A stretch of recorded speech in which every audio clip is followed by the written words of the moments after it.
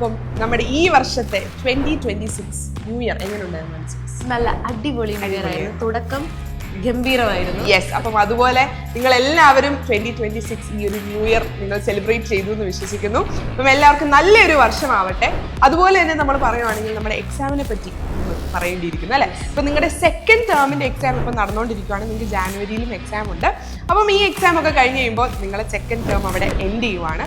അത് കഴിഞ്ഞിട്ട് പുതിയൊരു ടേമിലേക്ക് നിങ്ങൾ കടക്കുവാണ് അല്ലേ, തേർഡ് ടേമിലേക്ക് നിങ്ങൾ കടക്കുവാണ്. അപ്പോൾ തേർഡ് ടേം നമ്മൾ നോക്കുവാണെങ്കിൽ നമുക്ക് 3 ചാപ്റ്റേഴ്സ് ആണുള്ളത് അല്ലേ. അപ്പം ഏതൊക്കെയാണ് ആ 3 ചാപ്റ്റേഴ്സ്? 3 ചാപ്റ്റേഴ്സ് വരുന്നത് MSME and business entrepreneurship, internal trade and international business. ഇതിൽ MSME ആൻഡ് ബിസിനസ് ഓൺടർപ്രണർഷിപ്പിലും അതുപോലെ തന്നെ ഇന്റർനാഷണൽ ബിസിനസ്സും 4 മാർക്കാണ് വെയിറ്റേജ് വരുന്നത്. പക്ഷെ ഇമ്പോർട്ടൻ്റ് ആയിട്ടുള്ള 2 ചാപ്റ്റേഴ്സ് ആണ്. അപ്പോൾ കമ്പാരിറ്റീവ്ലി ഇന്റേണൽ ട്രേഡ് ആണ് കുറച്ചുകൂടി ഒരു ലെങ്തി ചാപ്റ്റർ, കുറച്ച് മാർക്ക് വെയിറ്റേജ് കൂടുതൽ ചോദിക്കുന്ന ചാപ്റ്റർ ആണ് ഇന്റേണൽ ട്രേഡ് എന്ന് പറയുന്നത്. അതുപോലെ തന്നെ എല്ലാ ക്വസ്റ്റ്യൻ പേപ്പറിലും കാണുന്ന ഒരു ചാപ്റ്റർ ആണ് ഇന്റേണൽ ട്രേഡ്.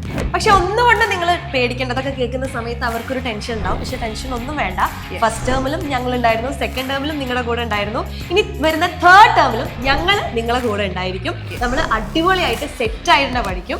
അപ്പം നമ്മൾ ബിസിനസ് സ്റ്റഡീസ് എന്താണെങ്കിലും നമ്മൾ ഈ ഒരു തേർഡ് ടേം കംപ്ലീറ്റ് അടിപൊളിയാക്കാനായിട്ട് പോവാണ്. അതുപോലെ തന്നെ ഇപ്പം നിങ്ങൾ നന്നായിട്ട് പഠിക്കുവാണെങ്കിൽ നിങ്ങൾ 12th എത്തുന്ന സമയത്ത് നിങ്ങൾക്ക് ഇമ്പ്രൂവ്മെൻറ്റോ കാര്യങ്ങളോ ഒന്നും ചെയ്യേണ്ടി വരില്ല.